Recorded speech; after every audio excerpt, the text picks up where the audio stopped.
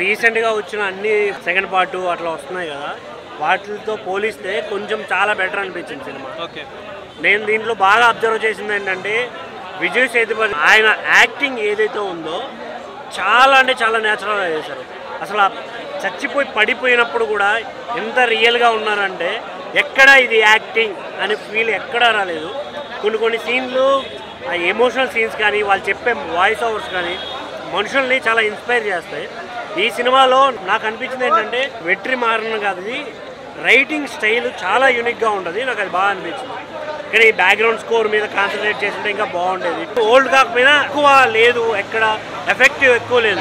First పార్ట్కి ఉన్న దానికన్నా చాలా తక్కువ ఉంది అనే ఫీలింగ్ వచ్చింది. ఇంకొకటి సీన్లు ఫస్ట్ పార్ట్లో ఎలా అయితే చూడాలి అని క్రియేట్ చేశారో ఈ పార్ట్ అది అంత లేదు, కొంచెం చాలా నార్మల్గా వెళ్ళిపోయింది. ఏదో ఒక రియల్ స్టోరీని ఎక్స్ప్లెయిన్ చేసినట్టు అలా సరదాగా వెళ్ళిపోయింది. కానీ సినిమా చూస్తే మాత్రం ఇంట్రెస్టింగ్గా చూడొచ్చు. ఇంకొకటి ఇన్స్పైర్ అవ్వచ్చు, చాలా విషయాలు దాంట్లో చెప్పారు. సో థియేటర్కి రండి, ఎంజాయ్ చేయండి. అందులో ఎలాంటి డౌట్ లేదు. నిజంగా పావురం అనే సాంగ్ కానీ, మంజు వారియర్ ఆమె యాక్టింగ్ కానీ, విజయ్ సేతుపతి గారి యాక్టింగ్ కానీ ప్రతి ఒక్కరిది కూడా చాలా చాలా బాగుంది.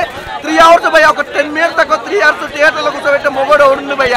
ఏం డైరెక్షన్ భయ్య, డైరెక్షన్ కానీ, ఆ ఫ్రేమ్స్ కానీ, ఆ లొకేషన్స్ కానీ, బ్యాక్గ్రౌండ్ మ్యూజిక్ కానీ, ప్రొడక్షన్ వాల్స్ కూడా ఎక్కడ కూడా ఇంత అంటే ఇంత తీసుకోలేదు. ఈ ఇన్ని సినిమాలు రిలీజ్ అయిన భయ్య ఈ ఫ్రైడే విడుదల సినిమాకి ఎంట్రిక కూడా కాదు, అలా ఉంది సినిమా. బ్లాక్ బస్టర్ హిట్ భయ్య, మంచి ఏం చక్క ఫ్యామిలీతో వెళ్ళి చూడాల్సిన సినిమా ఏదైనా ఉందంటే మాత్రం నాకు తెలిసి ఈ ఫ్రైడే విడుదల చాలా బాగుంది. పార్ట్ 1 మీరు ఎంత ఎక్సైట్మెంట్ తోటి చూసారో, స్టార్టింగ్ నుంచి అలా ఎలా ఇంట్రెస్ట్గా వెళ్ళిపోయిందో పార్ట్ 2 అంతకు మించింది. కానీ ఏమాత్రం మిమ్మల్ని అయితే డిసప్పాయింట్ అయితే లేదు. విడుదల సినిమా అంత బాగుంది. ఈ సినిమాకి సంబంధించి మ్యూజిక్కే కానీ, ఆర్ఆర్ఏ కానీ, బ్యాక్గ్రౌండ్ మ్యూజిక్కే కానీ, ఎవ్రీథింగ్ ఆర్టిస్టులు ప్రతి ఒక్క ఆర్టిస్టుల గురించి కానీ, టెక్నీషియన్స్ గురించి కానీ, నవరసాలు అన్ని కలిపితే ఎలా ఉంటుంది అలా ఉంది సినిమా. అసలు మీకు ఎలాంటి డౌట్ లేదు. విడుదల సినిమాకి మంచి ఫ్యామిలీతో వెళ్ళి చూడండి, ఎంజాయ్ చేస్తారు, అందులో డౌట్ లేదు. డైరెక్షన్ అంటే ఎలా ఉండాలో మరొకసారి కొంతమంది డైరెక్టర్లు తెలుసుకోవాల్సిన విషయం. ఎందుకంటే అంత న్యాచురల్గా డైరెక్షన్ కానీ, కెమెరామ్యాన్ గారు ఆ లొకేషన్ పెట్టిన భయ్యా పిచ్చెక్తుంది. అసలు ఆ లొకేషన్స్ కానీ, అసలు ఆ కెమెరామ్యాన్ గారు పెట్టిన విధానం కానీ, ఫ్రేమ్స్ సూపర్ కాక ఇక అందులో డౌట్. ఇప్పుడే ఐమాక్స్ థియేటర్కి వెళ్ళి విడుదల బయటకు వచ్చాను. వండర్ఫుల్ మూవీ పడ్డది. ఒక క్యారెక్టర్ ఉంటుంది, కానిస్టేబుల్గా, పోలీస్ కానిస్టేబుల్గా, డ్రైవర్గా సూర్య ఆయన పడే మనోవేదన చూస్తుంటే కాక ఏడుపు వచ్చేస్తుంది. అలాగే మంజు వారియర్ పాత్ర కొద్దిసేపు అయినా కానీ వండర్ఫుల్గా చేస్తుంది ఆమె.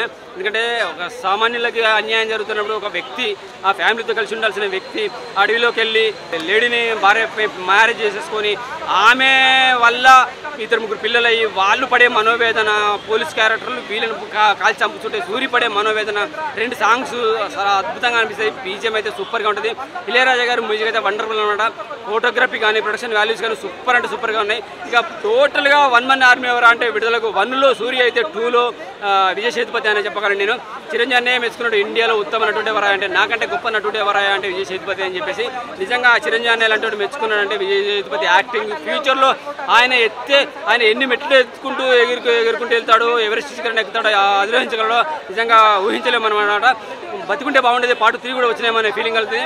ఈ సినిమాకి బీజిఎం, ఇళయరాజా గారి music, Suriya acting, Vijay Sethupathi acting super అంటే సూపర్ ఉంటుంది. లెంత్ ఉంది, లెంత్ లాగా అనిపించదు, లెంత్ ఎక్కువగా ఉంది. ఒక వ్యక్తి అడవిలోకి వెళ్ళి సమాజానికి సేవ చేయాలనుకున్నప్పుడు అతని భార్య కూడా అదే కోవలో ఉండి ఆయన పోతున్నప్పుడు ఆయన పాడే మనోవేదన అంటే ఫ్యామిలీకి చూపించాల్సిన సన్నివేశాలు ఉండటం వల్ల లెంత్ ఎక్కువైంది తప్ప లాగ్ అనిపించేది. చాలా బాగుంది. హృదయానికి హత్తుకుపోయే సన్నివేశాలు ఉంటాయి. మంజు వారియర్ వల్ల కొన్ని వచ్చే సన్నివేశాలు చాలా బాగుంటుంది. ఓల్డ్ సాంగ్స్, ఎందుకంటే 70s 80s సిచ్యుయేషన్ సాంగ్స్ అవి. ఇప్పుడులాగా రొమాంటిక్స్ అలా పెట్టదలుచుకోలేదు ఆయన. సిచ్యుయేషన్ సాంగ్స్ అప్పట్లోది కాబట్టి చాలా అంటే చాలా బాగా అనిపించేస్తాయి. మంచిగా అనిపిస్తాయి. సిచ్యుయేషన్ సాంగ్స్ సూపర్గా ఉంటాయి. హ్యాపీగా చూడాలనిపిస్తుంది. చూస్తాము. విజయ్ సేతుపతి, వెట్రిమారన్, ఇళయరాజా సూపర్ అంటే super. Thank you very much.